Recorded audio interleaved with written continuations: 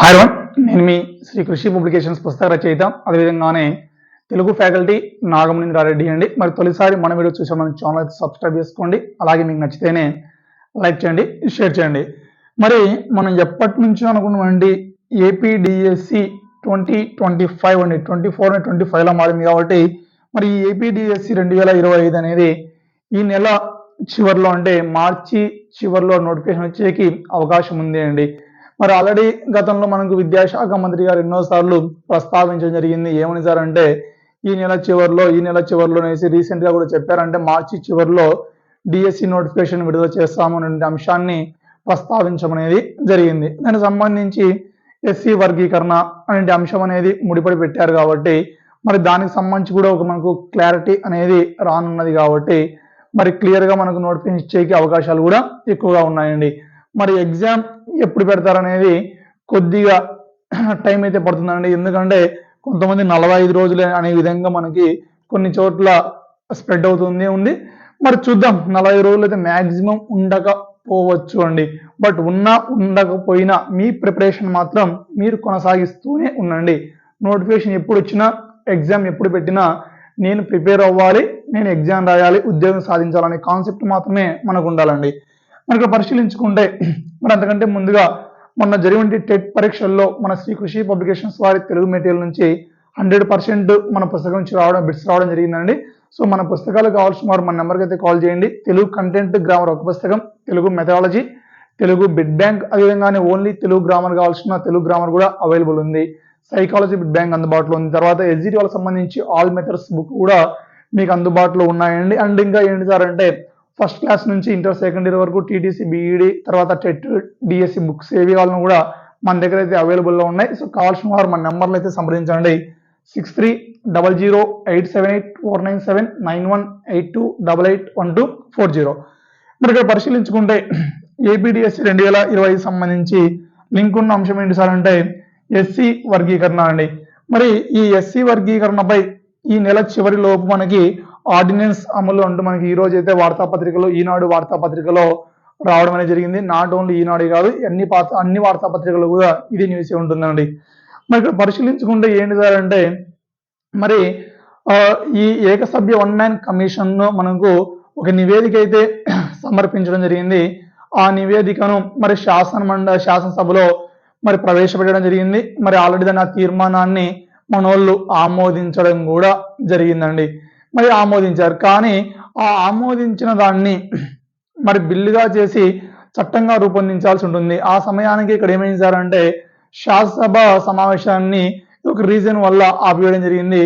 మరి ఆ వాయిదా పడడం వల్ల మరి ఈ ఎస్సీ వర్గీకరణ అనే అంశాన్ని బిల్లుగా రూపొందించి చట్టం చేయడం అనేది కొద్దిగా ఇప్పట్లో జరిగే పని కాదు. కాబట్టి మరి దీనికి సంబంధించి ఈ ఎస్సీ వర్గీకరణ అనే ఈ అంశాన్ని మన మంత్రుల కమిటీ, తర్వాత మంత్రుల ఉపసంఘం కమిటీ, తర్వాత శాసనసభలో ఉన్నటువంటి సభ్యులందరూ కూడా దీన్ని ఆమోదించడం అనేది జరిగింది. కాబట్టి మరి మనోళ్ళు ఏం చేస్తున్నారు సార్ అంటే మరి ఈ ఎస్సీ వర్గీకరణ అనే దాని అంశాన్ని మరి ఆర్డినెన్స్ రూపంలో అమలు చేయడం అనేది జరుగుతుందండి.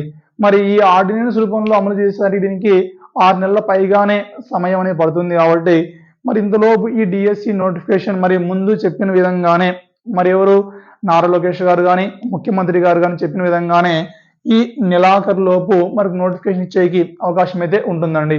మరి వీళ్ళు ఈ ఎస్సీ కమిషన్ ఆర్డినెన్స్ రూపంలో అమలు చేయాలనే ఆలోచనలో ఉన్నారు, మరి చేస్తున్నారు. కాబట్టి మరి దీనికి సంబంధించి పరిశీలించుకుంటే ఏంటి సార్ అంటే మరి ఈ నివేదికను జాతీయ ఎస్సీ కమిషన్కి అయితే పంపించాల్సి ఉంటుందండి. సో రాజ్యాంగంలో ఉన్నటువంటి 338 9 ఆర్టికల్ ప్రకారం మరి ఖచ్చితంగా జాతీయ ఎస్సీ కమిషన్ కి పంపించాల్సి ఉంటుంది. సార్ మరి జాతీయ ఎస్సీ కమిషన్ మరి ఏవైనా దాన్ని యాక్సెప్ట్ చేయకపోతే అని డౌట్ రావచ్చండి. సో క్లియర్ గా ఇచ్చారు మా వార్తాపత్రికలు ఏమని, జాతీయ ఎస్సీ కమిషన్ అనే దానికి ఆమోదించడం కానీ తిరస్కరించేటువంటి అధికారం అనేది ఏది కూడా ఉండదు. జస్ట్ ఇక్కడ ఏంటి సార్ అంటే సలహా మాత్రమే ఇచ్చేకి అవకాశం ఉంటుంది అనే వర్షన్లో మనకి ఇచ్చారండి. ఏమని ఇచ్చారంటే జాతీయ ఎస్సీ కమిషన్ అడ్వైజరీ బాడీ మాత్రమే అని ఇచ్చారమ్మా. మరి ఇక్కడ పరిశీలించుకుంటే దీనికి తిరస్కరించేటివని కానీ లేదా ఆమోదించడం కానీ ఈ రైట్స్ అనేవి ఉండవు. కానీ రాజ్యాంగం కల్పించిన ఈ 338 9 ఆర్టికల్ ప్రకారం ఎస్సీలకు సంబంధించి ఏదైనా అంశాలను తీసుకొని వచ్చినప్పుడు ఖచ్చితంగా ఈ జాతీయ ఎస్సీ కమిషన్కి పంపించాల్సి ఉంటుంది అనేటువంటి ఆ ఆర్టికల్ ద్వారా మరి ఈ జాతీయ ఎస్సీ కమిషన్కి పంపించాల్సి ఉంటుంది.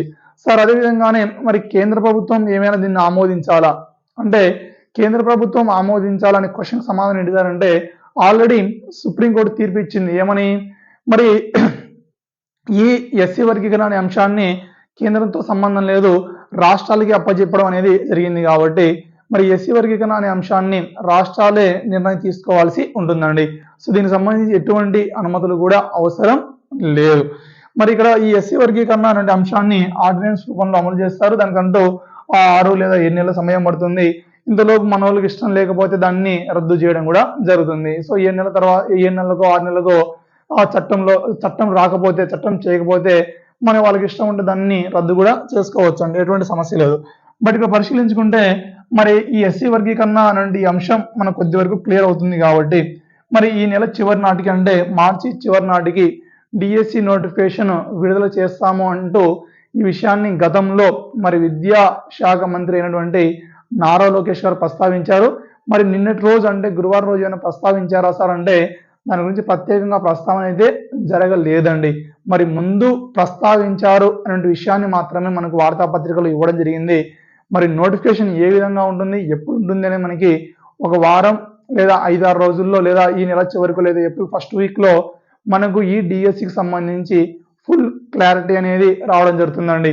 సో వివిధ రకాల సాంఘిక మాధ్యమాల్లో వచ్చేటువంటి అంశాలను నమ్మి మాత్రం మీరైతే మోసపోవాల్సిన అవసరం అయితే లేదండి. ఎందుకంటే డిఎస్సి నోటిఫికేషన్ అనేది ఏదో గూట్లో పెట్టినట్లు ఏదో రహస్యంగా అయితే రాదు కదా, అందరికీ తెలిసే విధంగా వస్తుంది. కాబట్టి మీ సంకల్పాన్ని మీరు వదిలిపెట్టుకోకుండా మరి ఖచ్చితంగా నేను ఉద్యోగం సాధించాలి అనేటువంటి సంకల్పం మనలో ఎప్పుడైతే దృఢ సంకల్పం ఉంటుందో మరి అప్పుడే మాత్రమే మనం డిఎస్సి అనేటువంటి విజయాన్ని సాధించడం అనేది జరుగుతుందండి. ఈ ఒక్క విషయాన్ని మాత్రమే గుర్తుపెట్టుకొని మీ డిఎస్సి ప్రిపరేషన్ను కొనసాగించండి.